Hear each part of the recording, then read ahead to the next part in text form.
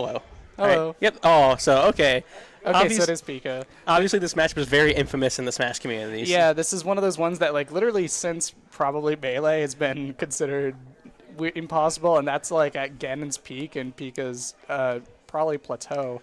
But nevertheless, we have seen, like, weirder and more unconventional wins come from CyberJick's Ganon, like earlier during the crew battle. We saw him beat a Mario, I believe. Yeah. I kind of went back and heard about it more so. Yeah, nobody can sleep on CyberJick here. Even if you're playing Pikachu, it's not over till it's over here. Absolutely, and especially, like, consider your build. Even though you have these fast, quick tools and a ton of, like, burst range, you're still this, like, stubby little thing that has to contend directly, and Ganon is so good at putting out hitboxes larger than your entire character model. The other thing I'm sure, since Pika is, just sort of has those auto, very flowcharty things, you can't let yourself get too comfortable either. Because I've seen a lot of Pikas, like, they get into that sort of T-joke, throw on the aerial loop over and over again.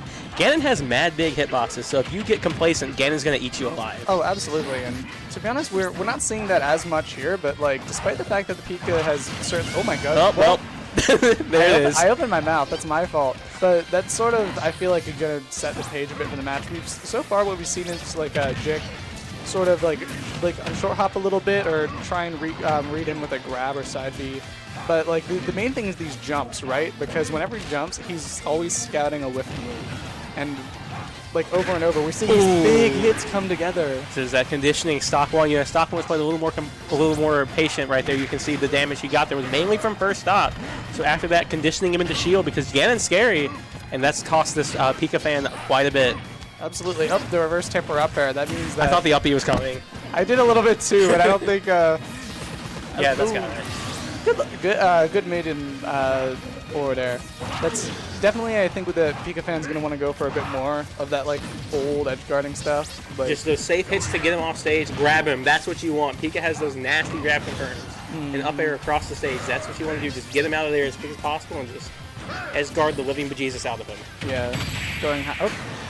And he's going to, unfortunately, the jump call out there. Like, CyberJick understanding that Pika is either going to be rolling or short hopping out of the corner there, and he's kind of just drifting back to the nair. Again, there, not too committal, and a whole lot of payoff for it. So, good game one to CyberJick.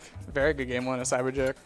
I think besides, like, obviously, like, besides, like, a bigger emphasis on edge guarding, which we kind of saw Cyber got away with a bit more in the crew battle as well. What else do you think Pika needs, like, in terms of an edge here? He just needs to play more patient. He needs to play more safe. Pika has insane frame data, insane safety on shield.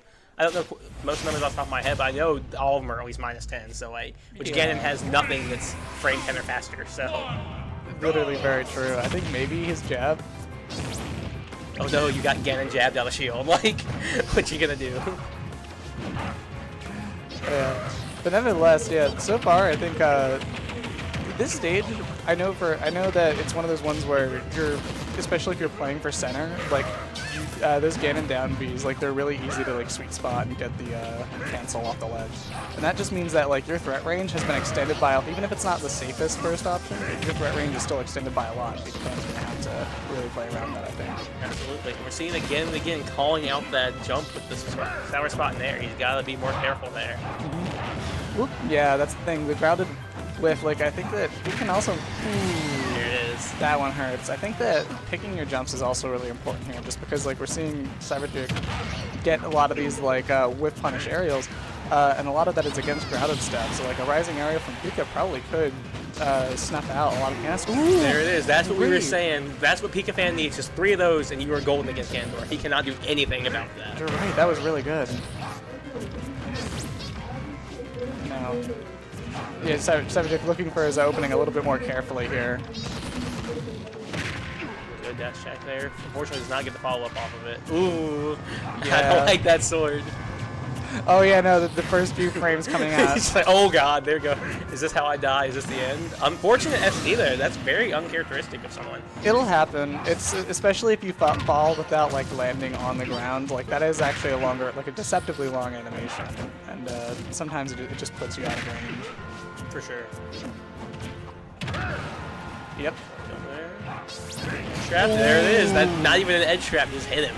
Yeah, your Pika actually you wouldn't know it just based on the animation, but Pika actually extends pretty far past the T-Jolt, animation.